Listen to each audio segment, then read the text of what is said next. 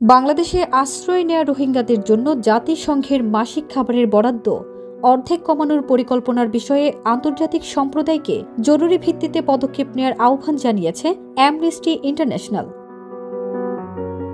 সংস্থাটি বলেছে, বরাদ্দ অর্ধেক কমলে রোহিঙ্গাদের উপর এর প্রভাব হবে ভয়াবহ। এই পরিস্থিতি এড়াতে আন্তর্জাতিক সম্প্রদায়কে অবশ্যই প্রয়োজনীয় সহযোগিতা করতে হবে। 13 মার্চ এক বিবৃতিতে লন্ডন ভিত্তিক মানবাধিকার সংস্থাটি এই আহ্বান জানায়। দেশ জুড়ে তোলপাড় ওয়ালটন ফ্রিজ কিনে আপনিও হয়ে যেতে পারেন মিলেনিয়ার। জাতিসংঘের সহযোগী সংস্থা বিশ্ব খাদ্য কর্মসূচি 5 মার্চ লিখিতভাবে রোহিঙ্গাদের জন্য খাবারের বরাদ্দ অর্ধেকের বেশি কমানোর পরিকল্পনার কথা বাংলাদেশকে জানায়।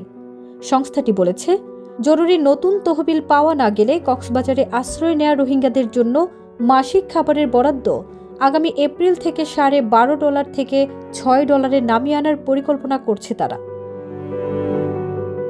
গতকাল নিজেদের ওয়েবসাইটে প্রকাশিত বিবৃতিতে সংস্থাটি বলেছে, বাংলাদেশের বিভিন্ন আশ্রয় শিবিরে প্রায় 10 লাখ রোহিঙ্গা বসবাস করেন। এপ্রিল থেকে তাদের জন্য WFPর মাসিক বরাদ্দ ব্যাপক হারে কমতে পারে।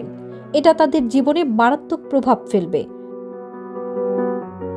জাতিসংঘের শরণার্থী বিষয়ক সংস্থার তথ্য মতে প্রায় 95% রোহিঙ্গা পরিবার মানবিক সহায়তার উপর নির্ভরশীল, কিন্তু WFP তাদের মাসিক খাবারের বরাদ্দ অর্ধেক করার পরিকল্পনা করছে।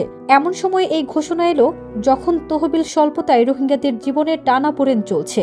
তাই এই পরিস্থিতিতে বরাদ্দ কমলে তাদের জীবন ভয়াবহভাবে ক্ষতিগ্রস্ত হবে।